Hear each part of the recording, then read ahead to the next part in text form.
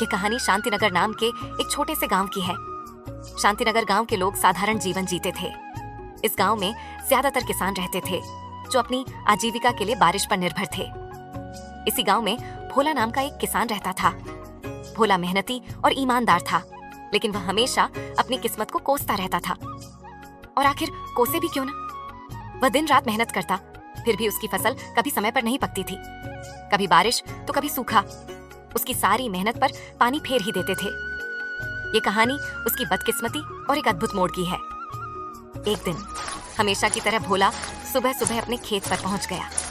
उसके पास एक छोटी सी जमीन थी जो चारों ओर से दूसरों के खेतों से घिरी हुई थी।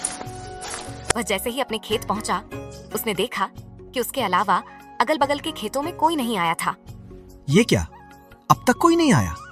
लगता है किसी को कुछ पड़ी ही नहीं है। चलो, अब इनके लिए तो मैं कुछ नहीं कर सकता, पर कम से कम अपने खेत का काम तो कर सकता हूँ। भोला ने कुदाल उठाई और अपने खेत में काम शुरू कर दिया। काम करते करते कब सुबह से दोपहर हो गई, उसे पता ही नहीं चला। इतने में उसकी पत्नी मीरा खाना लेकर खेत में आ पहुंची। सुनते हो? आओ, आकर खाना खा लो। मीरा की आवाज सुनकर ही भोला को एहसास हुआ कि दोपहर हो गई है। और ये क्या, दोपहर हो गई? समय का तो पता ही नहीं चला।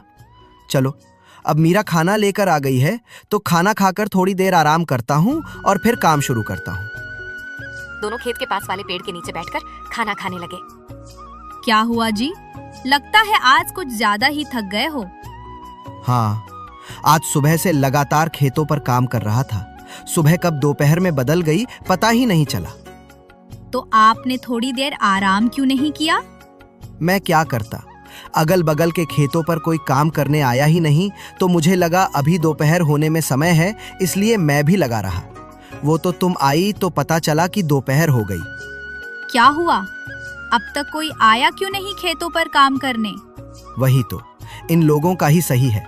जब मर्जी आते हैं, जब मर्जी जाते हैं। और एक मैं हूँ जो इतनी मेहनत करता हूँ, फिर भी पता नहीं कैसी किस्मत है मेरी, जो हमेशा कोई ना कोई बहाने से मेरी मेहनत बर्बाद कर ही देती है। भोला को इतना परेशान देखकर मीरा उसे दिलासा देती रही। आप इतना क्यों दुखी हो रहे हो? आपको पता है ना, आप मेहनत करते हो तो बस किस्मत को क्यों कोसना। आज आपकी किस्मत साथ नहीं दे रही है, पर क्या पता कल आपकी किस्मत आपका साथ देने लगे। हाँ मीरा, पर ये कल कब आएगा? कब मेरी किस्मत मेरा साथ देने लगेगी? मैं जब सोचता हूँ कि इस बार कोई परेशानी नहीं होगी, तो फिर कहीं ना कहीं से कोई ना कोई परेशानी आ ही जाती है। कभी कभी तो मुझे लगता है कि विधाता को भी मुझे परेशान करने में मजा आता है। आप निराश मत होइए। देखिए, आप बस अपनी मेहनत पर ध्यान दीजिए। मुझे पूरा भरोसा है कि आज नहीं तो कल आप खुद मुझसे कहेंगे, लगता है किस्मत मेरा साथ दे रही है। देखते हैं मीरा, ये समय कब आता है। खाना खत्म कर मीरा वापस घर चली गई और भोला फिर से काम में लग गया। थोड़ी देर बाद बगल के खेत का मालिक श्यामलाल वहां आया। भोला को काम करता देख उसने आवाज लगाई। और भोला भाई, क्या हाल है? लगता है आज कुछ जल्दी ही आ गए थे खेत पर काम करने। जल्दी जल्दी कैसी श्यामलाल भाई, दोपहर हो चुकी है, तुम आज कुछ ज्यादा ही देर से आए हो। हाँ भाई, आज थोड़ा देर से उठा था तो सोचा दोपहर का खाना खाकर ही जाता हूँ खेत पर तुम्हें क्या हुआ है भोला भाई? खेत को देखकर लग रहा है तुम्हारा पूरा काम हो गया है, पर तुम्हारे चेहरे को देखकर लग रहा है काम अब तक शुरू भी नहीं हुआ है। नहीं भाई, ऐसी कोई बात नहीं है। वह बस अपनी किस्मत को लेकर थोड़ा परेशान था। अरे भोला भाई, कब तक अपनी किस्मत को कोसते रहोगे और कब तक किस्मत के भरोसे चलते रहोगे? अब किस्मत को कोसू नहीं तो क्या करूं भाई? तुम तो जानते ही हो ना, पिछले साल बाढ़ आई, फिर सूखा पड़ गया था, और अब जब इस साल कोई प्रकोप नहीं है तो दिन बदन मंडी में अनाज के दाम गिर रहे हैं। भाई एक बात बताओ, हम दोनों के खेत एक दूसरे के अगल बगल में हैं, यानी तुम्हारे खेत में जो आफत आई होगी वही मेरे यहाँ भी हुआ होगा, पर मैं तो नहीं कोस रहा अपनी किस्मत को। हाँ, मैं भी मानता हूँ कि किस्मत का साथ जरूरी होता है, पर सुनो भाई, मेहनत का फल जरूर मिलता है। कभी कभी किस्मत को बदलने के लिए खुद कदम उठाने पड़ते हैं। मैं कुछ समझा नहीं भाई, जरा विस्तार से बताओ। भोला भाई, तुम खेती के अलावा क्या करते हो? भोला थोड़ा चौंक गया। उसे लगा कि शायद श्यामलाल के पास उसकी परेशानी का कोई हल होगा। श्यामलाल भाई, मेरे पास खेती के अलावा और कोई काम नहीं है। मेरे पिता और दादा भी यही करते थे। पहले दादा की जमीन पिताजी को मिली थी और अब मुझे, तो हम हमेशा से अपनी जमीन पर ही निर्भर रहे हैं। देखो भाई, वह पहले का समय था जब खेती किसानी से तुम अपना और अपने घर वालों का पालन पोषण कर सकते थे, पर अब तुम्हें उसके अलावा भी कुछ करना पड़ेगा। खेती के अलावा मैं क्या करूं भाई? मैं तुम्हें बताऊंगा नहीं, दिखाऊंगा। पहले तुम फटाफट से अपना सारा काम निपटा लो और मैं मेरे खेत का काम कर लेता हूं। फिर मैं तुम्हें मेरे साथ अपने घर ले जाता हूं। ठीक है भाई, मैं अभी अपने खेत का काम निपटा लेता हूं। कुछ देर बात करने के बाद दोनों अपने अपने खेतों में लग गए। क्योंकि भोला ने काम सुबह ही शुरू कर दिया था, इसीलिए उसका खेत जल्दी तैयार हो गया। वह श्यामलाल के खेत के पास गया और उसे मेहनत करते देख मन ही मन सोचने लगा। श्यामलाल भाई की मदद कर देता हूँ ताकि उनके साथ उनके घर जाकर पता कर सकूं कि वह क्या दिखाना चाहते हैं। श्यामलाल भाई रुको, मैं आपकी मदद कर देता हूँ ताकि आपका भी काम जल्दी हो जाए। ठीक है भाई। फिर उसने श्यामलाल की मदद शुरू कर दी। भोला की मदद से श्यामलाल का काम भी जल्दी निपट गया। धन्यवाद दोला भाई, आपकी वजह से आज मेरे खेत का काम जल्दी हो गया। धन्यवाद किस बात का भाई, आप भी तो मेरी मदद करने वाले हो, तो मेरा भी तो फर्ज बनता है कि आपकी मदद करूं। हाँ भाई, चलो अब मेरे घर चलते हैं। इसके बाद दोनों साथ साथ श्यामलाल के घर की तरफ चले। पहुंचने से पहले श्यामलाल ने भोला को बाहर ही रोक लिया और कहा, भोला भाई, तुम बहुत परेशान थे, इसलिए मैं तुम्हें अपने साथ अपना यह राज बताने लाया हूँ। पर जो तरीका मैं बताऊंगा, जो चीजें तुम घर पर देखोगे, वो तुम किसी और को नहीं बताओगे। भोला थोड़ा मुझे कुछ गड़बड़ लग रहा है, वरना श्यामलाल भाई ऐसी बात नहीं करते। पता नहीं वो घर पर मुझे क्या दिखाने वाले हैं। अरे भोला भाई, कहाँ खो गए? डरो मत, मैं तुम्हें जो दिखाने वाला हूँ उसकी मदद से तुम्हारी मेहनत कभी बर्बाद नहीं होगी, चाहे सूखा पड़े या बाढ़ आ जाए। भोला थोड़ा परेशान तो हो जाता है, पर फिर भी वो श्यामलाल के साथ उसके घर में जाता है। भोला श्यामलाल की बातों से थोड़ा परेशान तो था, परंतु श्यामलाल के घर के अंदर का साजो सामान देखकर भोला की परेशानी और बढ़ जाती है। बाप रे बाप, इतना सारा सामान! श्यामलाल भाई, तुम्हारा घर बाहर से तो किसी किसान का लग रहा था, पर इसके अंदर का माहौल तो किसी व्यापारी के घर जैसा है। भाई, अभी तो कुछ नहीं है, पर जो दिखाऊंगा उसे देखकर तुम्हारे होश उड़ जाएंगे। श्यामलाल भाई, आप मुझे वो दिखा दो जो दिखाने लायक, क्योंकि तुम्हारी बातें सुन सुनकर अब मैं बेचैन होने लगा हूँ। ठीक है भाई, तुम यही रुको, मैं अभी वो सामान लाकर दिखाता हूँ।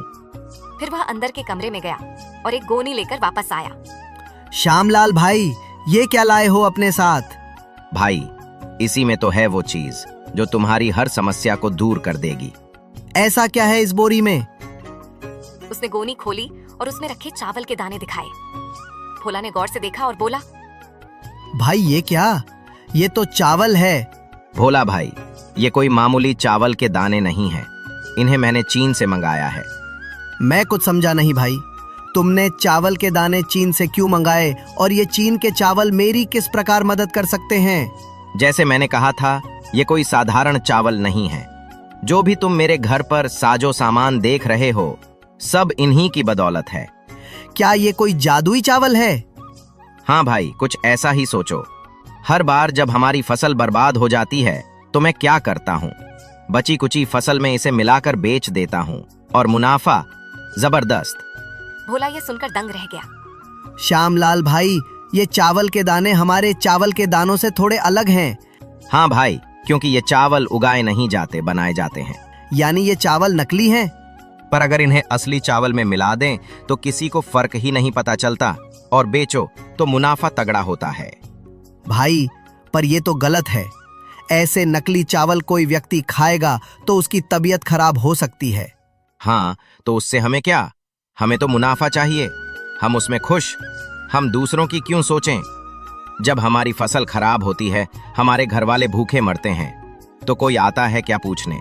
तो फिर हम दूसरों की सोच कर अपना नुकसान क्यों करें? नहीं भाई, ये गलत है। मैं अपने फायदे के लिए किसी की जान से नहीं खेल सकता। भले ही मैं कितनी भी तकलीफ में क्यों ना रहूं, पर मैं किसी और की जान के साथ खिलवाड़ नहीं कर सकता। भोला भाई, एक बार फिर सोच लो। ये चावल तुम्हें बहुत अमीर बना सकते हैं और इनके रहते तुम्हें अपनी फसल की भी चिंता नहीं करनी पड़ेगी। जितना भी बचा होगा ये उसे संभाल लेंगे। नहीं भाई, ये काम मुझसे नहीं हो सकता है, चाहे कितना भी फायदा क्यों ना हो। ठीक है भाई, जैसा तुमको सही लगे। हाँ भाई, चलो फिर मैं चलता हूँ। वह भारी मन से वहां से निकला और घर जाते समय एक पेड़ के नीचे बैठकर सोचने लगा। अब क्या करूं मैं? अपने नसीब को कोसूं या नहीं? कुछ देर पहले तक लग रहा था कि मुझे कोई नई राह मिल जाएगी जो मेरी किस्मत को बदल देगी, पर आखिर हुआ वही। फिर मेरी किस्मत दगा दे गई। अब मैं क्या करूं? आखिर कब तक इस किस्मत को कोसने से काम चलेगा? भोला परेशान होकर पेड़ के नीचे अपने आप से बात कर रहा होता है। तभी वहाँ पास से एक बाबा प्रकाश गुजर रहे होते हैं और भोला को इतने परेशान देखकर बाबा उसके पास चले जाते हैं। क्या हुआ बेटा, इतने परेशान क्यों हो? कोई तकलीफ है क्या? देखो बेटा, मुझसे छुपाकर क्या करोगे? तुम्हारी शक्ल साफ बता रही है कि तुम बहुत परेशान हो। कोई तकलीफ है तो मुझे बताओ, शायद मैं तुम्हारी कोई मदद कर सकूं। इतना परेशान हूँ और अब कोई रास्ता भी नजर नहीं आ रहा है। एक बार बाबा से बात करके देखता हूँ, शायद वो कोई उपाय बता दें। क्या सोच रहे हो बेटा? बोलो, क्या परेशानी है? एक परेशानी तो है बाबा, मैं मेरी किस्मत से परेशान हूँ। मुझे ऐसा लगता है वो मेरा साथ कभी नहीं देती है। क्यों बेटा, तुम्हें ऐसा क्यों लगता है? बाबा, मैं एक मामूली किसान हूँ जिसका सारा संसार खेती बाड़ी पर निर्भर है। मैं पूरी ईमानदारी से अपने खेत पर काम करता हूँ, पर मेरी किस्मत कभी साथ नहीं देती। कभी बारिश फसल खराब कर देती है, कभी सूखा पड़ जाता है, और अगर किसी साल फसल बच भी गई तो मंडी में दाम गिर जाते हैं। तो बेटा, तुम किसानी के अलावा कुछ और करने की क्यों नहीं सोचते हो? बाबा, मेरे पुश्ते किसानी ही करते आ रही है और फिर मैं किसानी कैसे छोड़ दूं? और किसानी छोड़ना तो कोई तरीका नहीं है ना बाबा। इसी तरह अगर हर किसान परेशान होकर किसानी छोड़ दे तो लोग तो भूखे मर जाएंगे। हाँ बेटा, यही तो सोचकर तुम्हें और मेहनत करनी होगी। जो मेहनत करेगा उसी की किस्मत बदलेगी। बाबा, मैं मेहनत करने से पीछे नहीं हटता, पर आखिर मेरा भी घर परिवार है। मुझे मेरे अलावा उनका भी देख सोच कर चलना पड़ता है। बेटा, जिस तरह तुम परेशान हो उसी तरह तुम्हारे पास वाले किसान भी तो परेशान होंगे ना। तो क्यों ना तुम सब मिलकर कोई उपाय ढूंढो। शायद अगर सब लोग मिलकर सोचें तो तुम सबकी समस्या दूर हो जाए। बाबा, मेरे अगल बगल वाले में से तो कुछ ने दूसरा रास्ता चुन भी लिया है, खेती से पैसे बनाने का। बेटा, तो तुम उनसे पूछो और उनका तरीका अपना कर देखो, शायद तुम्हारा भी काम बन जाए। नहीं बाबा, मैं वो रास्ता नहीं चुन सकता। मुझे वो सही नहीं लगा। क्यों बेटा, ऐसा क्या कर रहे हैं वो जो तुम्हें सही नहीं लग रहा है? अब क्या करूं? बाबा को श्यामलाल भाई वाली बात बता दूं? किस तरह वो लोगों की जान के साथ खिलवाड़ कर रहे हैं, बता देता हूं। पर श्यामलाल भाई का नाम नहीं लूंगा क्योंकि आखिर वो मेरी मदद करने की कोशिश ही कर रहे थे। हाँ बाबा, मेरे जान पहचान में एक किसान भाई बहुत गलत काम कर रहे हैं। क्या गलत कर रहे हैं, जरा मुझे भी बताओ। बाबा, आज मैं सुबह उनसे मिला था और आपकी तरह मुझे परेशान देखकर उन्होंने भी मेरी मदद करने की सोची। उनकी भी खेती का काम है जो हर साल मेरे तरह कुछ न कुछ कारणों से खराब हो जाती थी, तो उन्होंने एक नया उपाय सोच लिया है बचे कुचे अनाज के साथ पैसे कमाने का। ऐसा क्या करते हैं बेटा वो बचे हुए अनाज से? बाबा, उन्होंने चीन से चावल मंगवा लिया है और वो उन्हें अपने बचे हुए चावल के दानों में मिला देते हैं, जिसे बेचकर वो बहुत पैसे कमा रहे हैं। हाँ तो बेटा, इसमें क्या गलत है? तुम भी चीन से मंगा लो और उनके ही तरह बेचो। नहीं बाबा, आप शायद समझे नहीं। वो चावल जो चीन से मंगाते हैं वो मामूली चावल नहीं है, क्योंकि उन्हें उगाया नहीं बनाया जाता है। क्या कहा बेटा? चावल जिन्हें उगाया नहीं बनाया गया है, यानी वो नकली चावल है? हाँ बाबा, वो चावल नकली होते हैं और उन्हें अगर अपने चावल के दानों में मिला दो तो पता ही नहीं चलता कि नकली कौन सा है और असली कौन सा। बेटा, पर ये नकली चावल तो लोगों की जान ले सकते हैं ना? हाँ बाबा, इसीलिए तो मैंने वो रास्ता नहीं चुना, क्योंकि मुझे वो सही नहीं लगा। मैं अपने फायदे के लिए किसी की जान नहीं ले सकता, भले ही इसके लिए मुझे और कितना भी परेशान क्यों ना होना पड़े। वाह बेटा, क्या खूब बात कही तुमने। तुमने अच्छा किया वो रास्ता नहीं चुनकर, क्योंकि अभी तो शायद तुम्हें फायदा हो भी जाता, पर बाद में तुम्हें अपनी गलतियों पर पछताना पड़ता। हाँ बाबा, मेरा भी परिवार है। अगर मैं ये गलत काम करूंगा तो कल मेरे परिवार के साथ भी कुछ गलत हो सकता है। हाँ बेटा, हमारी गलतियों की सजा कभी कभी हमारे परिजनों को भी भुगतनी पड़ती है। बाबा, अब आप ही बताइए, आखिर मैं क्या करूं? मेरी किस्मत के तारे में कैसे सुधार लाऊं? बेटा, तुम मेरा एक काम करो, फिर मैं तुम्हें इस समस्या से बाहर निकालने में मदद करूंगा। बोलिए बाबा, मैं क्या करूं? मैं आपके सारे काम करने तैयार हूं, बस आप मुझे इस समस्या से बाहर निकालिए। तुम्हें कुछ ज्यादा नहीं करना है। तुमने कहा ना कि तुम्हारा भी परिवार है, तो तुम बस उनसे जाकर ये चीन के चावल वाली बात बताना, क्योंकि तुमने तो अपना सोचकर मना कर दिया। पर क्या तुमने अपने परिवार वालों से पूछा इस बारे में? तो बेटा, एक बार उनसे पूछ कर देखो उनका इस बारे में क्या कहना है। फिर कल सुबह यहीं मुझे मिलना, मैं तुम्हारा इंतजार करूंगा।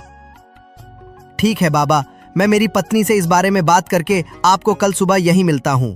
फिर क्या था, भोला वहाँ से अपने घर के लिए निकल जाता है। भोला घर पहुँचते ही सबसे पहले अपनी पत्नी मीरा को आवाज लगाकर बुलाता है। मीरा, मैं खेत से आ गया हूँ, जरा यहाँ आना। तो तुमसे एक जरूरी बात करनी है। हाँ बोलिए, क्या बात करनी है? हाँ, मुझे तुमसे कुछ जरूरी बात करनी थी। हाँ बोलिए, क्या बात करनी है? मीरा, तुम तो जानती हो हमारी खेती से कुछ समय से हमें कोई मदद नहीं मिल रही। हाँ, आज दोपहर को तो आप बता रहे थे, वही ना? हाँ मीरा, वही। पर आज तुम्हारे जाने के बाद मेरे साथ एक घटना हुई जिसके बारे में मुझे तुम्हें बताना है।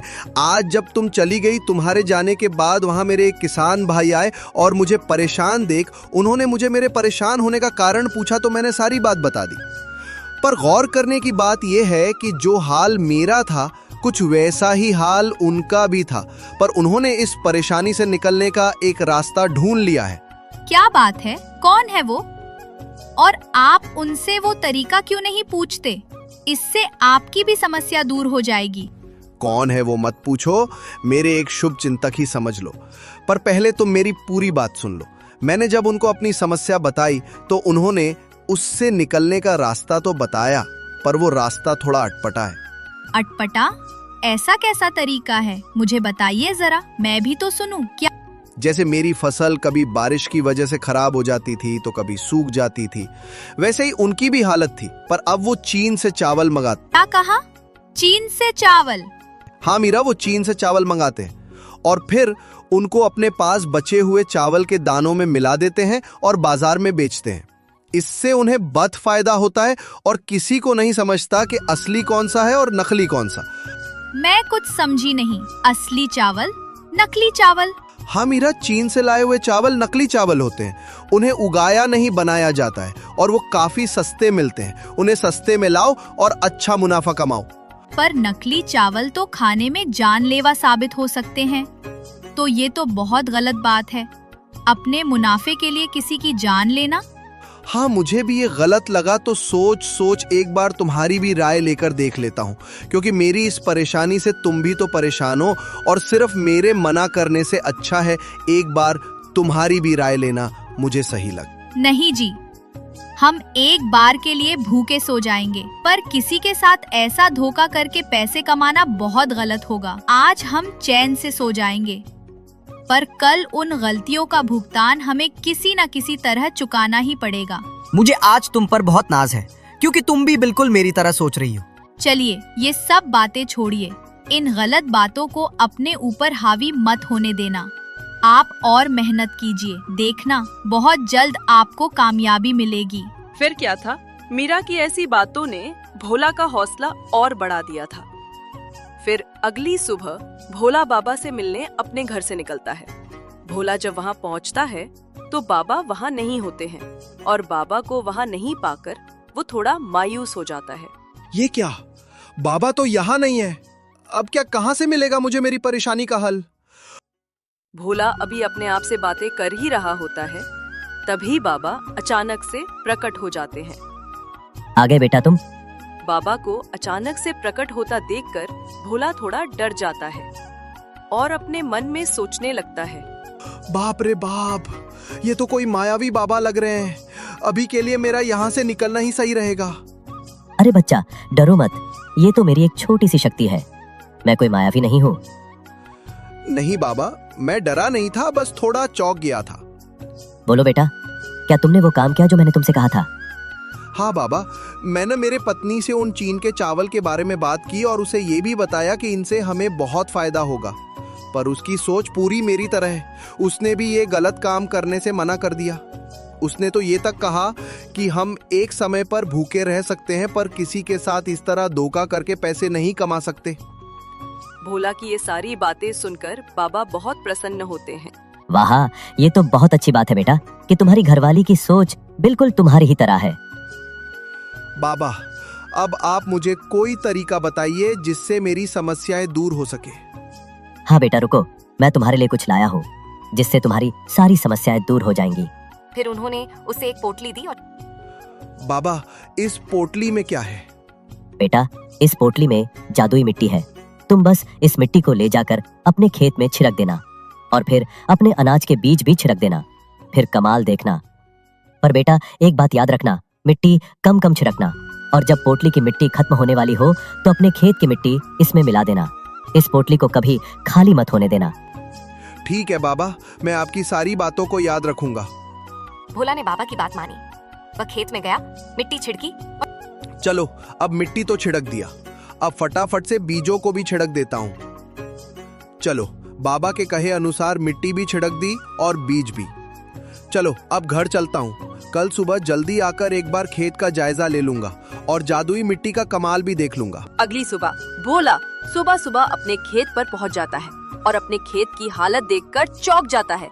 उसका खेत पूरा हरा भरा हो चुका था। उसे अपने आंखों पर यकीन नहीं हो रहा था। वाह, बाबा की बात सही हो गई। अब इस जादुई मिट्टी से मेरी सारी परेशानियां दूर हो जाएंगी। और आखिर मीरा की बात भी सही हो गई। अब किस्मत भी मेरा साथ देगी।